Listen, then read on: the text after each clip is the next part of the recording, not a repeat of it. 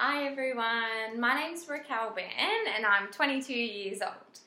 So I completed my Bachelor of Food and Nutrition Science and also my Master of Dietetics at Deakin University in Melbourne. So I finished all of these studies in June of 2018. So that takes us up about 6 months in the last.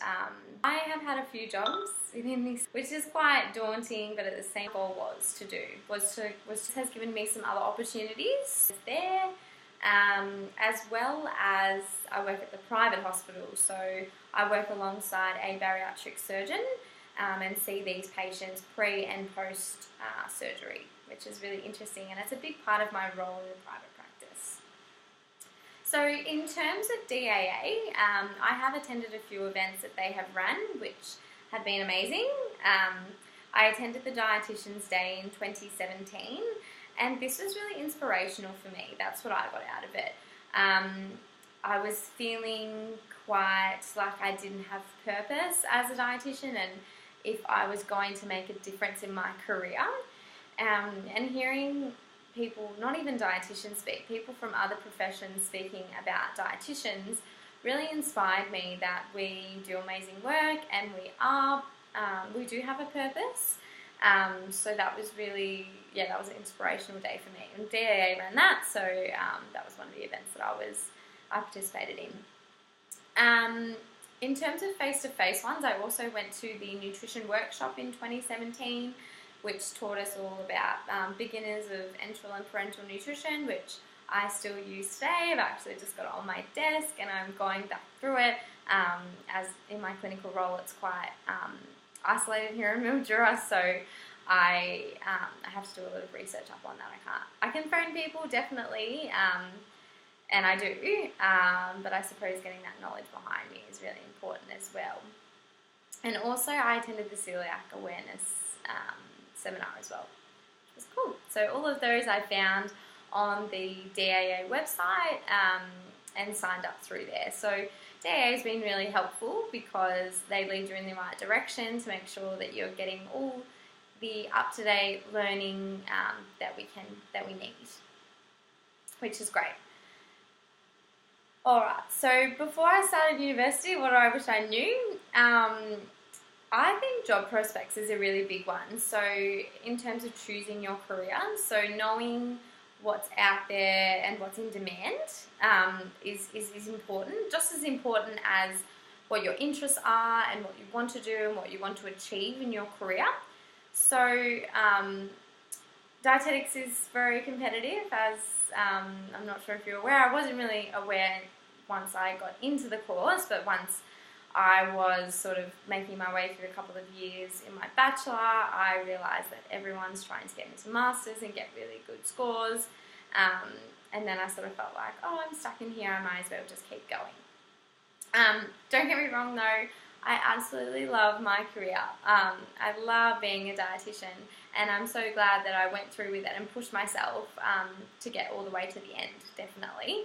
However, I think the message I'm trying to get across is that I think that it's really important that you research the job prospects and what's in demand, so going on Seek and finding out exactly what jobs are available and what's always sort of popping up is really important, as well as researching what the roles are. So I don't think I really knew exactly what a dietitian sort of entails until I pretty much started working. Like in my placements, yes, you see everything that you start doing, but in the different fields of dietetics, it's so different. And, you know, I'm finding myself saying, oh my goodness, is this what I'm in charge of? Especially at the hospital, like, am I in charge of doing all these calculations? Am I in charge of, you know, telling the doctors what I want for these feeds? And that's really rewarding in itself, I suppose. But I think finding out those things, so what's in demand and what the roles are in the career that you choose before choosing it, is really important. Alright, what are my best tips for students going on placements? So, big one, you definitely need to be kind to yourself. So, I definitely think you need to challenge yourself on your placement and work really hard, which I definitely think I did. But I also gave myself some time to relax. So I knew that I was going to be absolutely exhausted if I didn't have one day off a week. And that's what I did. I had Sundays where I did not touch my notes, I did not go to work, I had a time for me. And it was a day for me. And I just went for a walk, did some cooking, just chilled out. And I found that really got me through, especially my 10-week placement where I was working on Saturdays and then working 5 days a week on your placements and driving an hour and a half each way. It was so exhausting, and having to go home and look over stuff, it was very exhausting. So I felt like I needed that day just to rejuvenate for the next week, and that definitely got me through and made sure that when I was there, I was making the most of that time and learning and growing as much as I could in that experience. So really good work-life balance. Alright, so what are my tips for getting a job? So I definitely think look outside the box. So I've had 4 jobs and currently still in 3. So all of those 4 jobs I have gotten from picking up the phone, and there was no vacancy. I just rang them and said, hey, this is who I am, this is what I'm looking for, are you interested? And that's how I got something. They were all casually starting out as, and they're like, yeah, actually we do need a dietitian.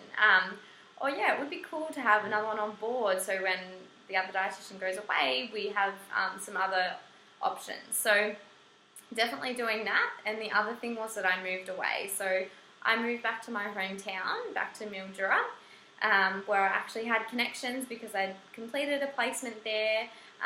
And now I'm known in my community as a dietitian. So that's really exciting to know that, you know, I know most of the dietitians in my community, and I can go to them if I need a hand, if I want advice, or, you know, we bounce ideas off each other.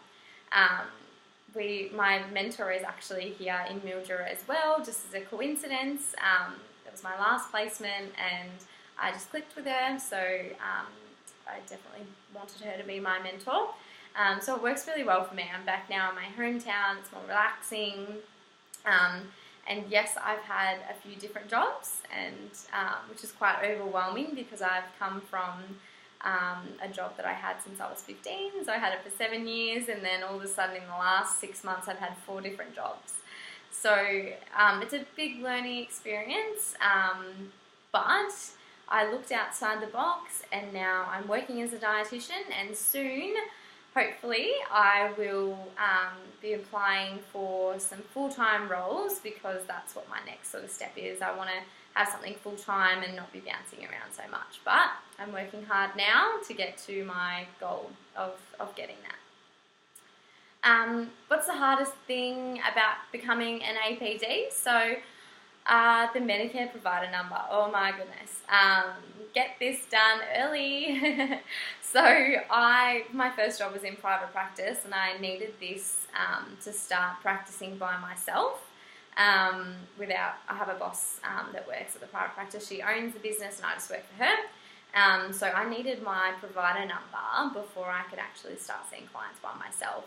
This was so frustrating because I'd send it through, and then they'd send it back and say that there's something wrong with it, and I have to send it back again, and then you'd be in the waiting list again, and it took several weeks to come back, and that sort of delayed my start as a dietitian. So my advice would be, once you get your transcript, get your Medicare provider number form filled out and completed, so that when your career, you know, when something pops up and you're ready, you know, someone's ready to offer you something, you're ready to go, and you don't have anything stopping you.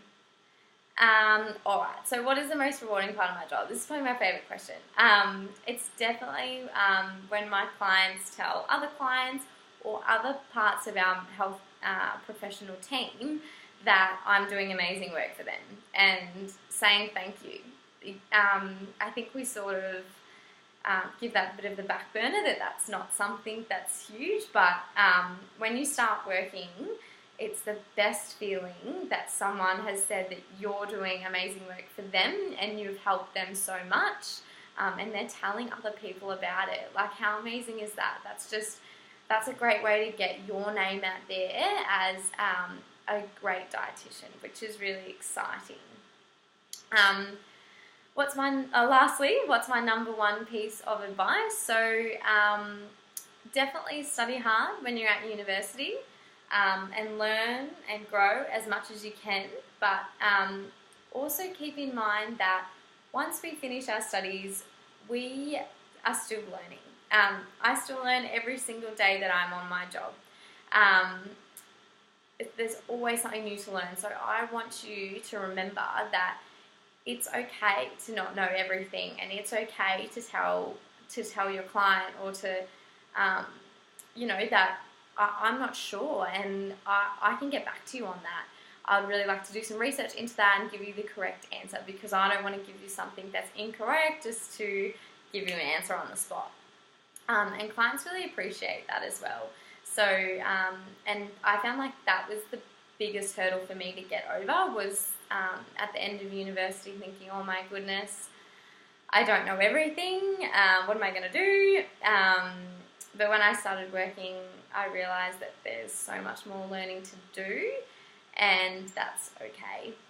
Yes, that's my last piece of advice. So thanks for listening to me. I hope this was informative for you, and I do wish you all the best with your studies and also with getting a job. Thank you.